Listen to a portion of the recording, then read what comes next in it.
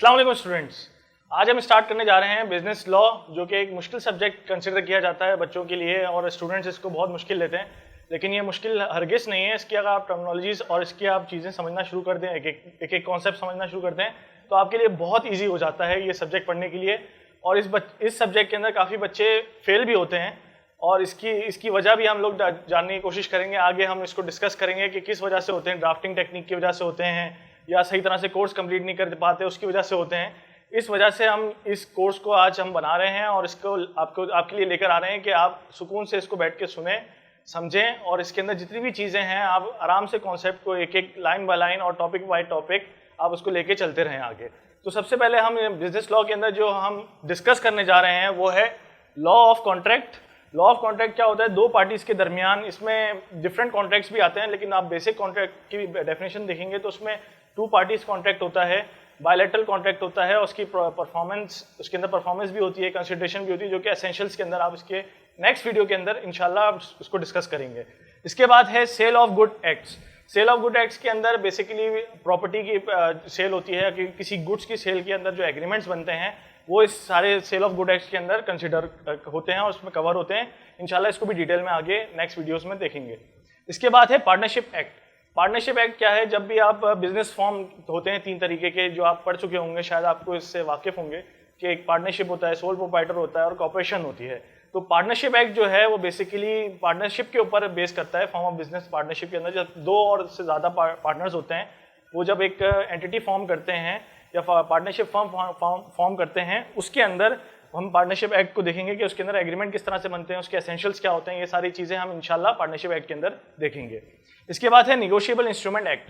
Negotiable instrument act के अंदर आपका बिल ऑफ एक्सचेंज आ जाता है, प्रोमिसरी नोट आ जाता है, चेक आ जाता है। ये सारी चीज़ें इसके प्रोडक्ट्स हैं, इसके कॉन्सेप्ट्स हैं जो इंशाल्लाह हम जब डिटेल में आगे निगोशिएबल इंस्ट्रूमेंट पढ़ेंगे तो उसके अंदर हम इंशाल्लाह इसको डिटेल में डिस्कस करेंगे, उसके सारे कॉन्सेप्ट समझेंगे। ये भी एक मुश्किल टॉपिक समझा जाता है अमंग्स द स्टूडेंट्स। इसके बाद आगे आता है सिक्योरिटीज़।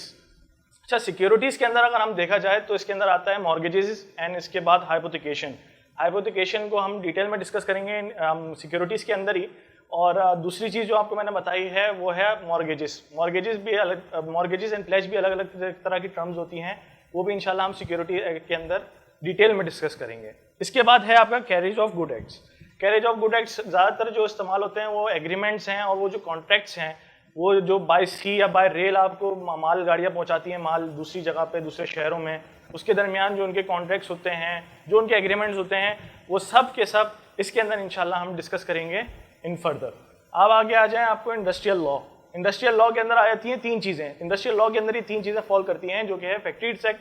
फैक्ट्रीज एक्ट के अंदर आपका इंस्पेक्शन ऑफ जो भी वहाँ का जो आपका इंस्पेक्टर होता है और बाकी हेल्थ के जो वर्कर्स होते हैं, वो सारी जो चीज़ें डिप्लॉयड होते हैं उनके लिए, उनके बारे में हम डिटेल में पढ़ेंगे कि उनके क्या पावर्स होती हैं, क्या अथॉरिटीज़ होती हैं। वो सारी की सारी चीज़ें इंशाल्लाह हम फैक्ट्रीज एक्ट के अंदर पढ़ेंगे। इसके बाद है industrial relation ordinance. Industrial relation ordinance के अंदर भी जब आप एम्प्लॉय को हायर करते हैं, उसकी सैलरी, उसकी हेल्थ, उसकी जितनी बेसिक नेसेसिटीज़ हैं वो पूरी करना, उसके वर्किंग आवर्स वगैरह सब इसके अंदर डिटेल में हम डिस्कस करेंगे इंशाल्लाह। उसके बाद है work compensation act. Work compensation act ये है कि कभी खुदा न खास्ता कोई बंदा या कोई एम्प्लॉई आपका ज़ख्मी हो जाता है और उसके बाद आपका वो रिकवर नहीं हो पाता या उसकी इंजरी ऐसी हो जाती है कि वो डेथ की तरफ चला जाता है, तो उसकी कंपनसेशन डेथ के अंदर क्या होती है, इंजरीज़ के अंदर क्या होती हैं, ये सारी की सारी चीज़ें हम कंपनसेशन एक्ट के अंदर पढ़ेंगे। जो कि आपके कंपनसेशन के नाम से आप वाकिफ़ हो गए होंगे कि कंपनसेशन जो है वो किसी भी चीज़ को रिइंबर्स करना है, कंपनसेट करने की बात होती है। तो वो हम इंशाल्लाह फ्यूचर में इंशाल्लाह बहुत डिटेल में डिस्कस करेंगे। इसके बाद हम अगर इसकी वेटेज की बात करें तो वेटेज के अंदर आपका 70 मार्क्स आपका आ गया है बिजनेस लॉ के अंदर। बिजनेस लॉ के अंदर ये सारी चीज़ें आ जाती हैं जो कि मैंने आपको डिस्कस की हैं अभी, और 30 मार्क्स आपका इंडस्ट्रियल लॉ से पर्टेन करता है। हम कोशिश करेंगे कि हम मैक्सिमम कवरेज करें।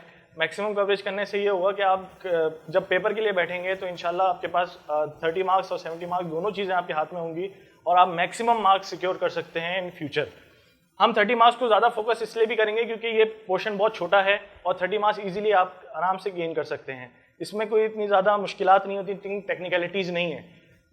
आपका 70 मार्क्स के अंदर ज़्यादा टेक्निकलिटीज़ वगैरह आती हैं, इसके अंदर इतनी ज़्यादा टेक्निकलिटीज़ नहीं होती। अच्छा, आप जो बुक्स वगैरह पढ़ेंगे वो जो है वो इंशाल्लाह हम लुकमान बेग को लेके चलेंगे, फॉलो करेंगे आप, लेकिन पेटी वाला भी आप फॉलो कर सकते हैं। अच्छा, आगे हम थोड़ा सा डिस्कस करते हैं, थोड़ा सा पेपर जो है वो किस पैटर्न पे आता है, पास्ट पेपर्स के सेक्शन में डिस्कस करेंगे। उसके बाद अगर हम फ्यूचर में ये चीज़ देखें कि ड्राफ्टिंग किस तरह से होगी इस लॉ की, क्योंकि हम पढ़ तो लेंगे लेकिन आगे ड्राफ्टिंग के लिए आपको किस तरह से आप उसको प्रेजेंट करेंगे इन प्रेजेंटेबल फॉर्म, वो ड्राफ्टिंग टेक्निक सीखेंगे हम।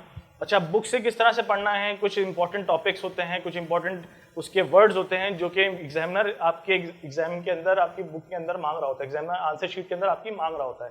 तो वो चीज़ भी आपको हम इंशाल्लाह प्रैक्टिस के दौरान ही सिखाएंगे। अच्छा, नोट्स वगैरह का मामला चल रहे हैं, इंशाल्लाह आगे जो है वो नोट्स वगैरह भी होंगे इसके, और इसकी बहुत सारी डिटेल आपको मिल जाएगी इंशाल्लाह डिस्क्रिप्शन में। जो नोट है आपका एक लिंक आ रहा है, उसके अंदर आपको सारी चीज़ें डिटेल में मिल जाएंगी, क्या उसके अंदर आपके क्या कंटेंट हैं, जो चीज़ें हम लोग बनाएंगे इंशाल्लाह और आपसे शेयर करेंगे। तो आगे नेक्स्ट वीडियो के अंदर हम इंशाल्लाह लॉ ऑफ कॉन्ट्रैक्ट एक्ट से शुरू करेंगे। तो जब तक के लिए अल्लाह हाफ़िज़।